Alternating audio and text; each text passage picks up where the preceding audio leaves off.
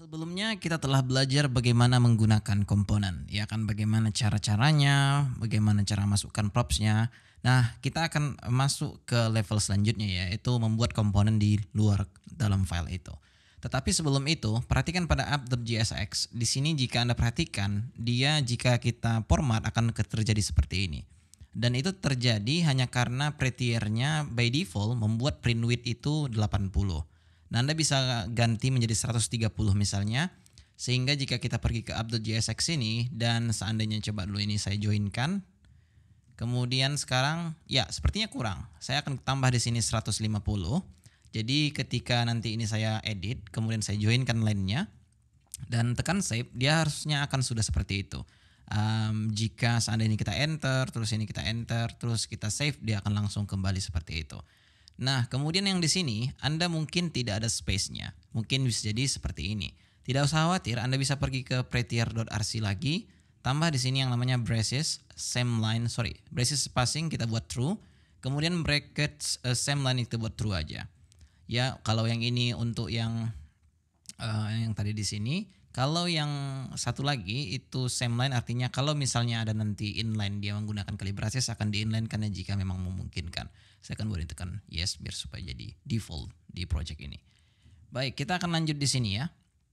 Ada button di sini yang itu yang kita buat tadi di sini ya. Sehingga ketika Anda sudah mempunyai hal seperti ini, artinya ini kan komponen yang Anda pakai gitu. Kemudian ada komponen lagi di sini. Kalau ingin, ini bisa dihapus terus buat di bawah ya. Di paling bawah sini Anda bisa kasih export default up. Jadi sehingga Anda konsisten di sini function dan di sini juga function. Atau jika Anda ingin menggunakan style ES6 juga bisa Anda kasih seperti ini. Kemudian Anda buat di sini cons dan juga di sini seperti itu, tidak ada perbedaannya. Ya, Anda buat di sini cons. Dan jika Anda refresh di browser, harusnya kita tidak akan mendapatkan perbedaan apa-apa karena memang sama. Mau gaya yang seperti ini juga bisa, mau gaya yang seperti yang tadi juga bisa. Intinya function yang kita gunakan di JSX ini atau di RIA ini sebenarnya kan hanya function biasa, regular JavaScript ya sebagaimananya. Namun dia hanya menuntut kita untuk membuat yang namanya title case. That's it, tidak ada perbedaannya. Makanya Anda bisa membuat gaya ES6, bisa juga seperti yang tadi. Oke, saya entah kenapa lebih suka gaya yang tadi ya. Kayaknya lebih enak aja, ngetiknya gampang terus tinggal return selesai gitu. Nah tetapi ada kalanya kita ingin cepat gitu. Kadang ada yang modelnya misalnya nih ya, ada kita buat di sini misalnya title, ini kan berhubung. Jika seandainya function ini hanya menerima satu file saja, satu node saja, ya ini kan satu baris bisa dibilang, hello world misalnya. Dan ini kan tanpa begini juga bisa, ini valid ini. Jika misalnya kita save juga formatternya tidak akan menyuruh untuk membuat parenthesis di sini seperti ini. Nah kadang kalanya kita membutuhkan cons itu ketika kejadiannya seperti ini. Jadi kita bisa buat satu line saja seperti ini. Which is very cool, lebih singkat daripada Anda menggunakan function. Namun jika ada dua line, ini akan tidak bisa. Bisa kalau Anda buat di sini seperti ini. Nah, sementara menggunakan function, saya tidak tahu caranya bagaimana. Apakah bisa return itu seperti itu? I don't know. Tapi seperti ini, sini valid gitu. Dan Anda buat di sini not. Ingat ya, Anda tidak bisa menggunakan seperti ini gayanya. Dan jika Anda perhatikan juga autocomplete-nya tidak terjadi di sini. Hello world misalnya seperti itu. Kemudian jika kita refresh di browser, ini tidak akan bisa. Nah, Anda bisa melakukan hal seperti ini. Misalnya Anda buat sini fragment, yang itu Anda bisa import dari RIA. Sebentar, saya akan scroll ke atas, Anda akan melihat di sini ada fragment yang diimport dari RIA. Kita refresh di browser, maka kita akan mendapatkan error lagi. Itu hanya karena ini dianggap sebagai node-nya lah bisa dibilang. Ya kan, antara pembungkus dari yang ini. Kalau Anda dulu bermain Vue 2, mungkin Anda terbiasa dengan template. Namun semenjak Vue 3 Anda sudah bisa menghilangkan template itu, bahkan bisa bermain dua node seperti ini. Nah di RIA tidak. Nah tetapi make sense harusnya. Saya juga lebih suka menggunakan gaya yang harusnya dibungkus gitu. Oke, untuk lebih singkat saja Anda bisa hilangkan ini. Kemudian Anda scroll ke bawah sini, Anda buat aja empty tag seperti itu. Jadi ini valid sama seperti yang tadi. Anda refresh di browser maka tidak akan ada yang error. Ya kan? Nah intinya Anda mengerti bahwa ini tidak bisa tanpa node seperti ini. Sehingga jika Anda perhatikan langsung editor saja error di sini. Belum refresh di browser sudah error di sini. Intinya begitu. Saya akan hapus ini. Baik, mungkin Anda pernah melihat yang namanya function nested, jangan lakukan ini. Jika Anda pernah melihat ini, oke. Dan Anda tahu, sayangnya ini valid ya, valid. Jika misalnya ini tetap kita buat di sini function yang di dalam, ingat ya, ini function button itu berada di dalam app function ini. Jika kita refresh di browser, kita tidak akan mendapatkan error apa-apa. Nah, itu masalahnya. Nah, tetapi dari React-nya sendiri sangat menganjurkan bahwa kita tidak melakukan ini. Katanya masih ada bug di sini sehingga bisa menyebabkan lag katanya. Jadi yang direkomendasikan untuk kita adalah membuat function di luar dari function utama kita. Jadi kalau Anda ingin nested ya caranya seperti ini. Bukan Anda buat di sini. Valid tapi sebaiknya jangan. Nah, atau jika Anda ingin membuat di file baru juga bisa. Contohnya, saya akan buka di sini new folder ya. Kita buat directory baru di sini di dalam source folder ini dengan nama components. Kemudian di dalam sini saya akan tambahi satu file dengan nama button.jsx. Nah, harusnya apa yang ada dalam app.js ini atau button ini bisa kita cut, kita masukkan ke sini. Anda akan mendapati error di sini. Yang pertama, CLX tidak ditemukan. Jika tidak percaya, saya akan kembali ke app.js dan import dulu button ini. Karena saat ini jika Anda refresh pastinya dia akan error, bilang bahwa button tidak ditemukan. Seperti ini kira-kira. Itu make sense. Karena di sini kita masukkan komponen button, tetapi dia tidak masuk di file app.js ini. Maka kita import lah di sini. Import button from yang namanya components button. Anda bisa buat JSX begini ya. Anda juga bisa hilangkan JSX-nya. .jsx-nya bisa, maksudnya pakai dot ya. Nah, jadi yang manapun valid. Yang begini bisa, yang begini juga bisa. Nah, sekarang jika Anda perhatikan, sebelum saya refresh di browser, editor saya juga sudah bilang di sini, ini mana nih? Nggak ada ini gitu. Nah, jika misalnya kita refresh di browser juga, ini tidak akan ini katanya ambigu katanya. Kenapa seperti itu? Kita sudah import buttonnya, tetapi button ini sendiri tidak mengizinkan dirinya dipakai di mana-mana. Sehingga apa yang bisa kita lakukan adalah membuat export default button. Dan sekarang jika kita refresh di browser, ini harusnya tidak akan menjawab pertanyaan. Kita akan mendapati error baru, CLX is not defined katanya. Which is masuk akal karena kita belum masukkan CLX di sini. Import CLX from CLX. Atau Anda bisa tadi tekan control di sini terus enter gitu. Oke, sekarang harusnya errornya sudah hilang. Kita refresh di browser, maka kita tidak akan mendapatkan error lagi dan ini bisa kita tutup. Setelah itu, berhubung karena ini satu komponen, kita bisa langsung inline membuat export default-nya di situ. Sementara ini kita hilangkan. Dan kita refresh di browser, kita akan mendapatkan hasil yang sama. Dan harusnya ini juga bisa kita langsung masukkan di sini. Dan ini kita hapus. Dan perhatikan ya di sini, jika kita refresh di browser, kita akan mendapatkan error. Yang katanya sebenarnya errornya kalau ini tidak ditemukan. Kalau Anda mendapat case seperti ini, yang Anda lakukan adalah Anda buat koma di sini, bongkar props-nya di sini. Sekarang, jika kita refresh di browser, maka kita tidak akan mendapatkan error lagi. Jadi ingat, kalau Anda ingin inline seperti ini, jangan lupa bongkar props-nya di sini. Atau Anda tetap stick menggunakan cara yang tadi dan Anda mungkin berpikir lebih readable, ya gunakan cara ini. Dan Anda akan baik-baik saja. Oke, kemudian kapan biasanya saya menggunakan satu komponen itu bisa mempunyai banyak komponen? Biasanya itu case-nya di car ya. Sekarang coba dulu saya buat di sini new file dengan nama car.jsx ya. Ini adalah komponen car lah bisa dibilang. Saya buat di sini export default function car, atau lebih tepatnya karena ini nantinya akan mempunyai banyak function atau komponen, maka saya berpikir di sini untuk melakukan ekspornya di bawah saja. Saya akan buat di sini langsung children dan di sini Anda bisa langsung buat children. Kemudian di sini kita buat export default car. Alright, kita akan mendapatkannya jika kita gunakan dulu dia di sini. Pertama slide-nya buat dulu 100 agar supaya warna background-nya bagus. Dan di sini saya akan buat car. Dan jika Anda perhatikan, saya langsung akan buat di sini lorem, misalnya seperti itulah, ya lorem ipsum aja. Kemudian jika Anda perhatikan di sini juga import buttonnya itu karena tidak kita pakai dia langsung berwarna, ya bisa dibilang opacity-nya hilang lah. Jadi silahkan hapus jika memang tidak kita gunakan karena itu dibaca soalnya. Refresh di browser, kurang lebih inilah dia. Nah, tapi coba dulu ya kita buat ini bagus tampilannya. Saya buat di sini dulu anti alias. Coba dulu ganti grid ini daripada flex atau item center ya, membuat ke tengah juga, namun kita bisa menambahin nanti max width di card ini ketika ingin kita gunakan. Seperti jika Anda perhatikan di sini ada max WMD WFull. Ya, mungkin Anda tidak ada itu, tapi silahkan tambah sekarang. Refresh di browser harusnya akan seperti inilah kira-kira. Nah, sekarang coba dulu saya pergi ke card tadi. Mungkin di sini ada yang namanya title, ada yang namanya footer, ada yang namanya body. Ya kan? Kalau misalnya kita buat di sini itu sah-sah saja. Contohnya saya buat di sini title, kemudian di sini kita buat itu pastinya sudah multiple node, ya kan? Harusnya di sini kita buat H1, terus sini kita buat title, dan harusnya di sini ada footer, ya kan? Dan kita pasti kasih kelas misalnya sled 50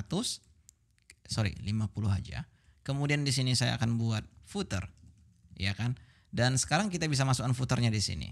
Nah, untuk childrennya kita leave seperti itu hanya karena ini ibarat bodinya dan ini adalah headingnya, kan gitu. Sebelum itu coba dulu saya akan buat di sini kelas yang itu misalnya text 2XL font semi bold. Ya, di sini kita buat aja leading relax juga bisa sih. Ya, itu ada kelas style untuk buat line height. Kemudian sekarang jika misalnya kita kembali ke app.js dan kita buat di sini title equals to hello world, kemudian di sini kita buat footernya atau kita masukkan button yang kita punya, ya, button yang tadi register.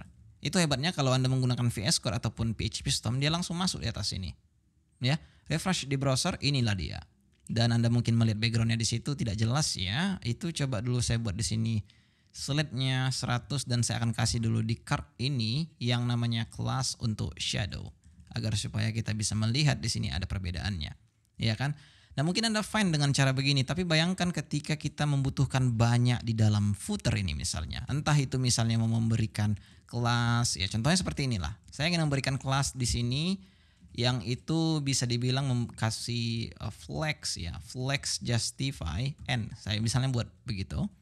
Kemudian sekarang kita refresh di browser, ini akan berhasil, namun sangat messy sekali jika seperti ini. Alternatifnya Anda bisa hapus, kemudian Anda akan buat di sini nanti card title, kemudian Anda buat di sini hello Ria, misalnya seperti itu. Kemudian di sini Anda buat footernya card footer.